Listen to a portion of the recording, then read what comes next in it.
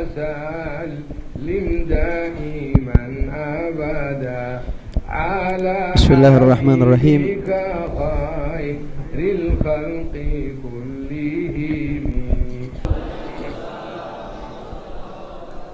السلام عليكم ورحمة الله وبركاته.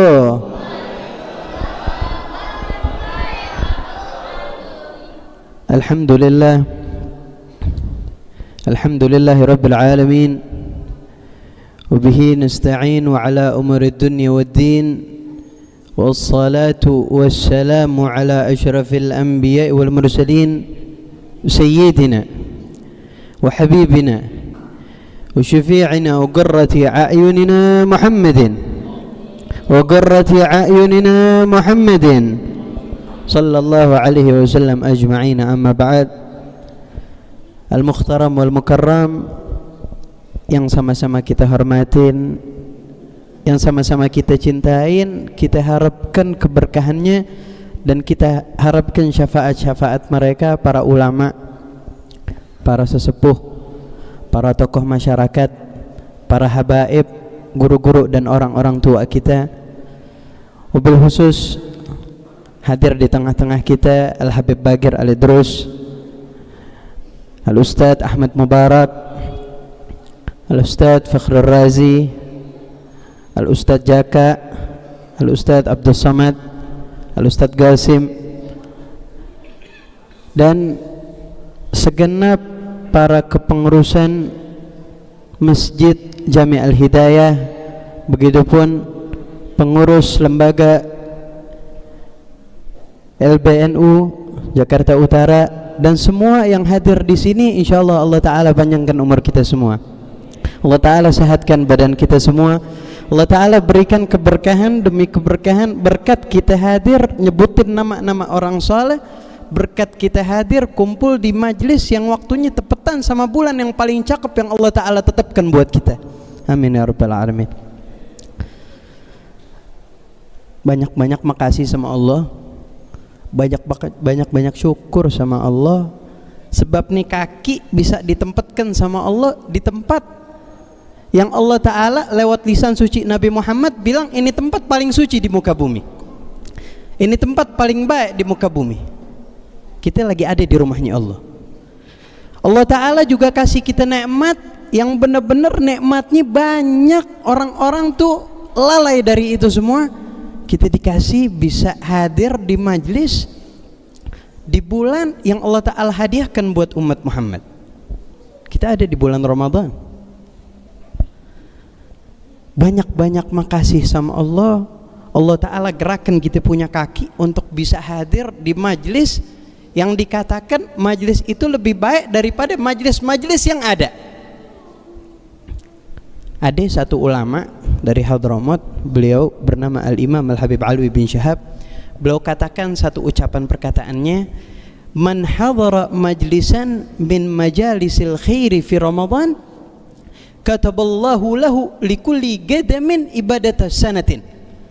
Siapa orang yang Allah Ta'ala gerakkan kakinya untuk bisa hadir di majlis-majlis baik di bulan suci Ramadan nih, kayak kita nih sekarang, ini majlis baik banget, nggak perlu lihat dari mana beb kebayaannya, cukup kita lihat yang hadir semuanya orang baik.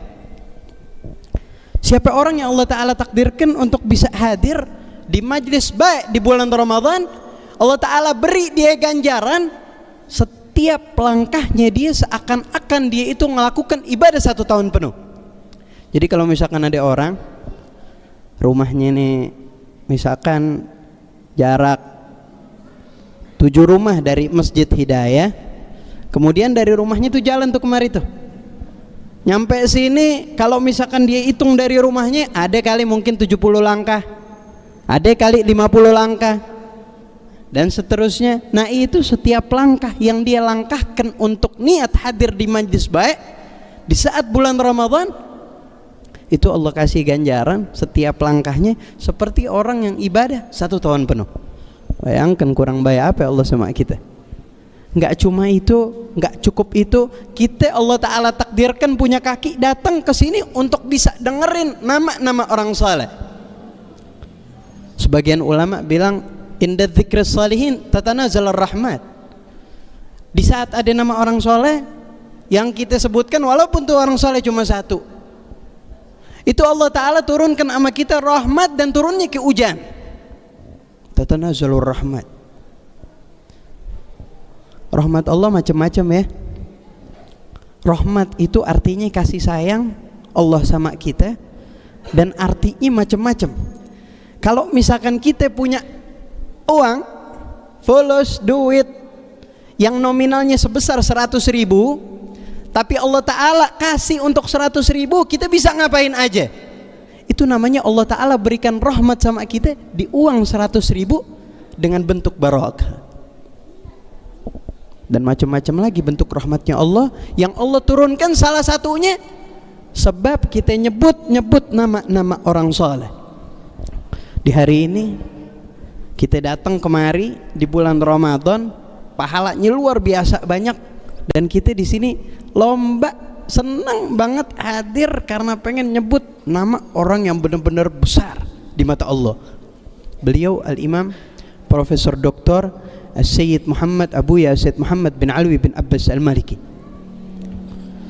Ini beliau orang gede ya, yang beliau itu meninggal dunia tapi tidak mati. Allah Ta'ala katakan dalam Al-Qur'annya, wala taqulu liman yuqtalu fi sabilillahi amwat bal ahya inda rabbihim yurzaqun. Jangan katakan tuh orang-orang yang gugur di jalannya Allah, jangan katakan kalau mereka itu mati. Akan tetapi mereka tetap hidup, dan tetap Allah Ta'ala kasih mereka rezeki. Contoh-contoh orang-orang yang gugur di jalannya Allah adalah para ulama yang Allah Ta'ala cabut nyawanya di saat mereka itu lagi dakwah di jalannya, lagi usaha untuk menyebarkan sebanyak-banyaknya kebaikan, dan lagi usaha untuk menyebarkan apa yang udah disampaikan sama Nabi Muhammad SAW. Abuya Sayyid Muhammad bin Ali bin Abbas Al-Maliki. Ini beliau tetap hidup, datang kemari nyaksiin apa yang kita lakuin, dan makasih sama apa yang udah kita kasih. Itu Abuya Sayyid Muhammad bin Alwi bin Abbas Al-Maliki. Gak selesai kalau misalkan pengen ngebahas Abuya Sayyid Muhammad bin Alwi Al-Maliki sebentar ataupun lama pun gak selesai. Dan emang bukan Al-Fagir bidangnya, hanya sekedar pecinta yang beliau Abuya Sayyid Muhammad bin Alwi bin Abbas Al-Maliki punya peranan besar, punya campur tangan besar sama terbentuknya kita punya guru-guru. Itu Abuya Sayyid Muhammad bin Ali bin Abbas Al-Maliki. Kalau misalkan di antara kita di sini ada yang pernah ngaji, belajar sama Sayyidil Walid Al-Habib Ali bin Abdurrahman As-Saggaf, tandanya kita punya sanad keilmuan nyambung kepada Abuya Sayyid Muhammad bin Ali bin Abbas Al-Maliki. Kalau misalkan di antara kita sini ada yang ngaji kepada Abuya Al-Habib Hasan bin Ahmad Baharun, ataupun ngaji kepada orang yang pernah ngaji ke beliau, tandanya kita punya sanad keilmuan nyambung kepada beliau Abuya Sayyid Muhammad bin Alwi bin Abbas Al-Maliki. Hampir tuh semua orang-orang besar yang kita kenal sekarang, yang masih ada ataupun yang udah nggak ada, itu semuanya ada campur tangan dari Abuya Sayyid Muhammad bin Alwi bin Abbas Al-Maliki. Orang besar beliau ya. Umur 7 tahun udah hafal Quran, Abuya Sayyid Muhammad bin Ali bin Abbas Al-Maliki. Umur 8 tahun hafal kitab Muwatta. Kalau misalkan ada yang tahu, salah satu kitab tersohor, buku tersohor yang isinya dari awal sampai akhir itu ucapan dari baginda suci Nabi Muhammad SAW, hadis-hadis Nabi Muhammad yang jumlahnya sekian ribu. Itu dihafal oleh anak kecil umur 8 tahun yang bernama Abuya Sayyid Muhammad bin Ali bin Abbas Al-Maliki. Umur 15 tahun udah Allah Ta'ala kasih beliau kemuliaan untuk bisa ngajar di Masjidil Haram.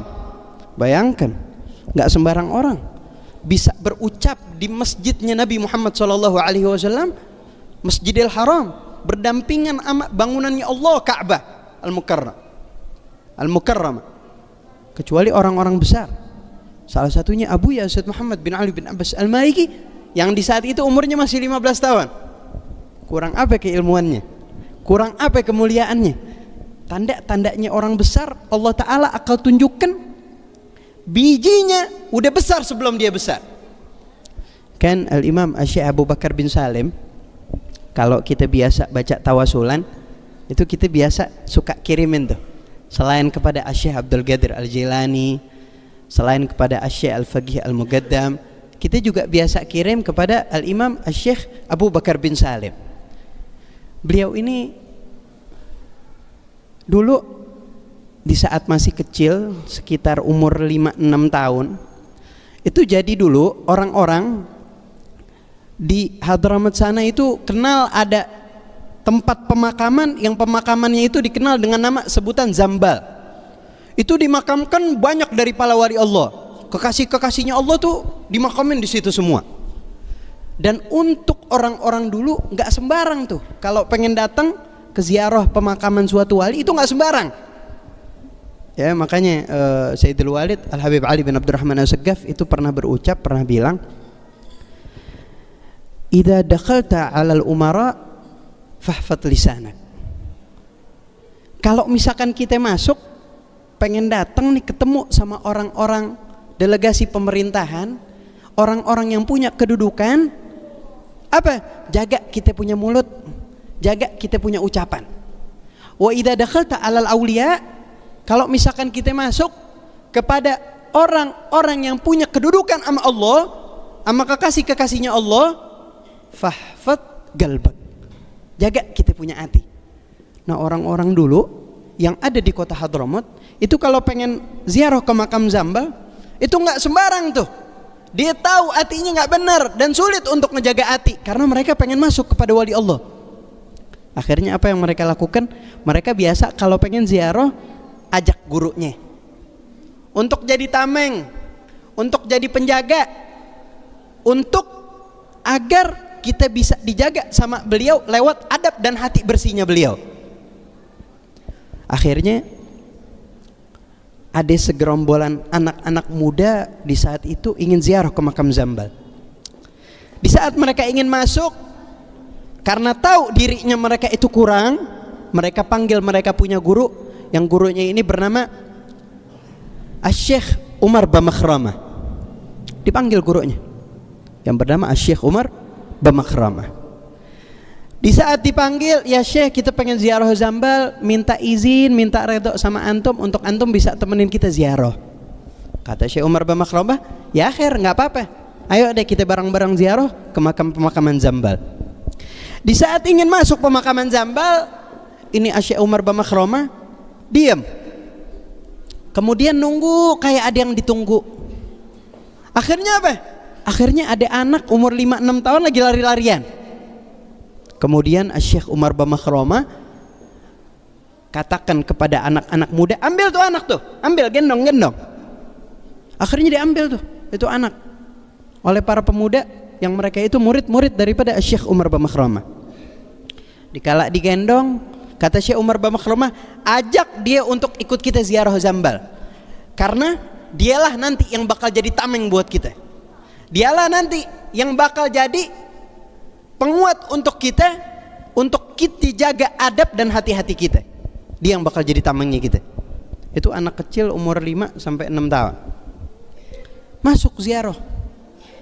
Selesai ziarah, doa dan semisalnya, keluar daripada ziarah. Akhirnya dilepas itu anak, lari-larian lagi tuh anak. Kemudian Asy-Syaikh Umar Bamakramah ditanya sama murid-muridnya, "Syekh Umar, kita ini ngajak antum karena kita tahu cukup dengan antum untuk jadi tameng kita. Cukup dengan antum sebagai guru untuk ngajarin kita, ngajak kita ziarah ke wali. Ini kenapa antum ngajak lagi nih anak kecil umur 5-6 tahun lagi untuk jadi tameng buat kita ziarah kepada wali?" Apa yang dikatakan Syekh Umar Bamakramah? Tahu? Ini anak bijinya belum ditaruh, tapi pohonnya udah menjulang tinggi ke atas. Dan siapa dia? Dia adalah orang yang mempunyai nama Asy-Syaikh Abu Bakar bin Salim. Dan dari kecilnya udah kelihatan. Begitu pula dengan beliau yang kita sebutkan kebaikan-kebaikannya pada hari ini, Abu Ya Asad Muhammad bin Alwi bin Abbas Al-Maliki. Bayangkan 15 tahun udah bisa berucap, berdalih dengan apa yang diucapkan sama Nabi di Masjidil Haram. Abuya Said Muhammad bin Ali bin Abbas Al-Maliki. Beliau orang besar ya. Beliau punya pemikiran, beliau punya rasa, itu lain daripada yang lain. Kalau kata Sayyidil Walid Al-Habib Ali bin Abdurrahman As-Saggaf, Profesor Doktor Abuya Said Muhammad bin Ali bin Abbas Al-Maliki, yuhis ma la yahis nas. Dia bisa ngerasain apa yang orang lain enggak rasain. Kenapa? Karena dia punya ketinggian hati, dia punya kedudukan udah besar daripada yang lain. Abuya Said Muhammad bin Ali bin Abbas Al-Maliki umur 26 tahun udah dapat gelar doktor dari Al-Azhar. Biasanya kalau kita umur 26 tahun nyari kerja dan semisalnya. Orang besar udah kelihatan. Setiap harinya kalau misalkan ada problematika yang enggak bisa dia fahamin, yang enggak bisa dia sesalin, datangnya ke neneknya Sayyidatina Khadijah Al-Kubra. Dia datang ke Sayyidatina Khadijah, salah satu daripada nenek Abuya Said Muhammad bin Ali bin Abbas Al-Maliki, yang Sayyidatina Khadijah adalah istri daripada Nabi Muhammad sallallahu alaihi wasallam. Datang untuk minta nasihat, minta doa, minta nasihat. Pulang ke rumah, tidur, dimimpiin sama Sayyidatina Khadijah. Ya Muhammad, nanti lakuin begini, dan begini. Beliau Abuya Said Muhammad bin Ali bin Abbas Al-Maliki kalau misalkan ada problematika, apa? Siapa yang menyelesaikan? Yang menyelesaikan kakeknya Nabi Muhammad SAW. Benar-benar kuat banget. Dan gak cuma berucap, gak cuma berdalih, gak cuma zikir, tapi hatinya juga main. Itu Abuya Said Muhammad bin Ali bin Abbas Al-Maliki. Beliau punya karangan daripada macam-macam fan keilmuan, itu gak kurang dari 100 karangan. Itu Abuya Said Muhammad bin Ali bin Abbas Al-Maliki. Dan semuanya beliau kuasai dan beliau ajarkan. Abuya Said Muhammad bin Ali bin Abbas Al-Maliki orang besar yang di zaman beliau nggak ada orang di sana di kerajaan Saudi Arabia yang berani ngelarang orang untuk tawasulan selama Abuya Said Muhammad bin Ali bin Abbas Al-Maliki masih ada. Kalau misalkan kita tahu kerajaan Saudi Arabia memang terkenal, ya, grupnya itu grup seberang. Kalau kata Sayyidul Walid Habib Ali bin Abdurrahman As-Saggaf, mereka punya grup tuh grup seberang, ya, yang biasa nggak tahlilan, nggak biasa maulidan, nggak biasa tawasulan. Nah ini selama Abuya Said Muhammad bin Ali bin Abbas Al-Maliki masih ada, ya, itu kerajaan Saudi Arabia nggak berani tuh ngelarang orang tawasulan selama beliau ada. Karena saking besar wibawa daripada Abuya Said Muhammad bin Ali bin Abbas Al-Maliki. Biasain sama kita untuk tawasulan, dan salah satunya yang kita lakuin saat ini adalah tawasul. Kita minta perantara sama Allah untuk dijadikan jalan sama kita biar sampai kepada Allah. Kita minta sama Allah berkat beliau Abuya Said Muhammad bin Ali bin Abbas Al-Maliki. Jadi kalau misalkan pengen digambarin, gambaran kita itu tawasul minta kepada Allah lewat satu hal, itu seperti kita nih dengan porsi kita yang biasa-biasa aja. Ini kan kita biasa-biasa aja nih ya. Nih sekarang kita datang nih ke Bogor, ke Istana Presiden. Cukup kita datang. Ada orang yang datang namanya Anto misalkan lah kita ucapkan. Ini si Anto datang ke Istana Presiden, ngetok, assalamualaikum, waalaikumsalam, keluar di tuh sapamnya. Dengan siapa? Kata sapam, saya Anto. Dari mana? Dari Jakarta Utara. Ada tujuan apa ke sini? Saya mau ketemu sama Bapak Presiden. Kira-kira itu si sapam bakal jawab apa itu ke si Anto? Kira-kira tuh apa yang dia jawab? Ini si sapam kira-kira dia bakal jawab begini, siapa elu? Siapa elu? Lu datang dari Jakarta Utara kemari naik angkot dan semisalnya, datang kucuk-kucuk tiba-tiba mau ketemu sama Bapak Presiden. Siapa lu? Akhirnya gimana? Kecewa si Anto. Dia puter otak gimana caranya gue bisa ketemu sama Bapak Presiden. Akhirnya gimana tuh? Dia cari cara, cari orang-orang yang deket sama Bapak Presiden. Akhirnya apa? Dia kenalan sama DPR. Deket sama DPR. Udah deket. Ngomong ke Bapak DPR, Pak, saya ini kan udah lama temenan sama Bapak. Tolong dong temuin saya sama Bapak Menteri. Menteri. Kemudian apa? Oh iya siap. Saya percaya sama kamu, sudah lama kita temenan. Kemudian apa? Ditemuin deh sama Bapak Menteri. Akhirnya apa? Nggak cukup sampai situ. Bilang juga sama Bapak Menteri, duduk temenan sama dia lama. Setelah udah lama, bilang sama Bapak Menteri, Pak Menteri, saya kan sudah lama temenan sama Bapak Menteri. Tolong dong temuin saya sama Bapak Presiden. Kira-kira bisa ketemu gak tuh sama Bapak Presiden? Bisa apa enggak kalau dengan cara kayak begitu? Bisa. Kenapa? Dia lewat orang besar ke orang besar sampai kepada yang paling besar. Gitupun apa yang kita lakukan di saat kita ngandalkan amal ibadah kita tanpa ada perantara. Kita minta sama Allah, ya Allah, tolong ampuni dosa saya, kasih saya rezeki yang banyak berkat amal ibadah yang udah saya lakukan. Kira-kira tuh amal ibadah doa kita pas nyampe kepada malaikat, tuh malaikat bilang apa? Siapa elu? Ya, siapa elu? Karena nggak ada artinya. Bagaimana caranya biar kita punya amal ibadah sampai kepada Allah? Kita andalkan orang-orang dekatnya Allah. Kita andalkan kekasih-kekasih para wali-wali Allah seperti Abu Ya Said Muhammad bin Ali bin Abbas Al-Maliki. Ya Allah, berikan apa yang saya pengen, ampuni dosa saya, kasih saya rezeki yang banyak berkat Abu Ya Said Muhammad bin Ali bin Abbas Al-Maliki. Beliau orang dekat sama Allah. Kira-kira tuh amal ibadah nyampe ke Allah lewat Abu Ya Said Muhammad bin Ali bin Abbas Al-Maliki, kira-kira bakal sampai apa enggak? Bakal sampai, bakal diijabah sama Allah.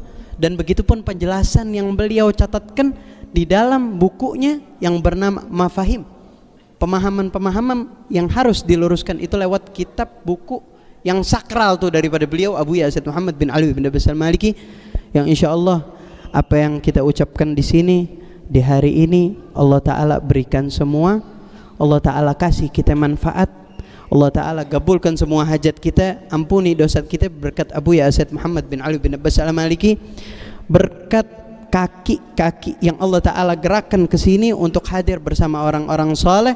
Allah Ta'ala juga berikan kita bulan Ramadan yang berkah, bulan Ramadan yang terus saat ini terus sampai tahun-tahun berikutnya. Allah Ta'ala masih berikan kita kesempatan, dan insya Allah segimana Allah Ta'ala kumpulkan kita di dunia, Allah Ta'ala juga kumpulkan kita di akhirat bersama orang-orang soleh, bersama Nabi Muhammad sallallahu alaihi wasallam.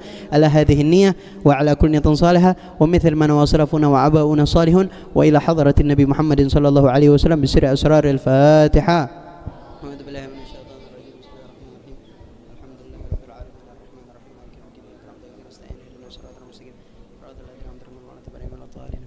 Lebih kurangnya mohon maaf. Assalamualaikum warahmatullahi wabarakatuh.